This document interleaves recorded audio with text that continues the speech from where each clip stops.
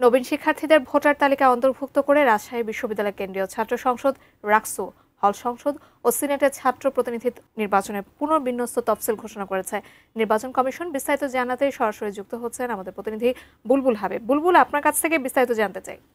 যাকে আসলে রাজশাহী বিশ্ববিদ্যালয় ছাত্রদলের আসলে শুরু থেকেই একটা চাওয়া ছিল যে 2024-25 শিক্ষাবর্ষের শিক্ষার্থীদেরকে রাকসুর ভোটার তালিকায় অন্তর্ভুক্ত করতে হবে। এইটা নিয়ে আসলে তারা কিছুদিন ধরেই আন্দোলন করছেন এবং গত রোববার এই আন্দোলনের প্রেক্ষিতে কিন্তু রাকসুর কোষাধ্যক্ষের কার্যালয়ে তালা বন্ধ করা এবং ভাঙচুর এ ধরনের ঘটনা ঘটেছিল এবং মুখোমুখি অবস্থানে দাঁড়িয়েছিল ছাত্রদল, শিবির সহ সাবেক সমন্বয়কদের একটি অংশ।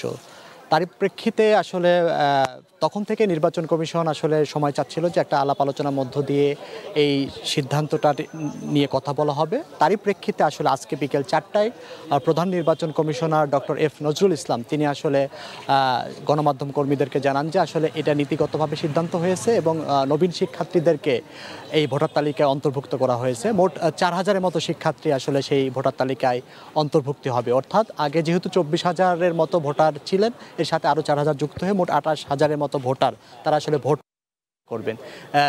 এই যে নতুন ভোটারদের তালিকায় অন্তর্ভুক্ত করা হলো, এর সাথে সাথে আসলে নতুনভাবে পুনর্বিন্যস্ত তফসিলও ঘোষণা করতে হলো। কারণ হচ্ছে যে আপনার এই শিক্ষার্থীদেরকে হলে সংযুক্তির ব্যাপার আছে, সেই হলে সংযুক্তি দ্রুততম সময়ে দেওয়া হবে সেটা জানিয়েছেন। এর বাইরে তাদের যেহেতু হলো আপনার ভোটে অংশ নিবে কি না সেটার একটা ব্যাপারের কারণে আগামীকাল একদিন মনোনয়নপত্র উত্তোলনের সময় বাড়িয়েছে এবং অন্যান্য যে সময়গুলো যেমন আপনার মনোনয়নপত্র জমা দান সেটাও টাইম বাড়ানো হয়েছে।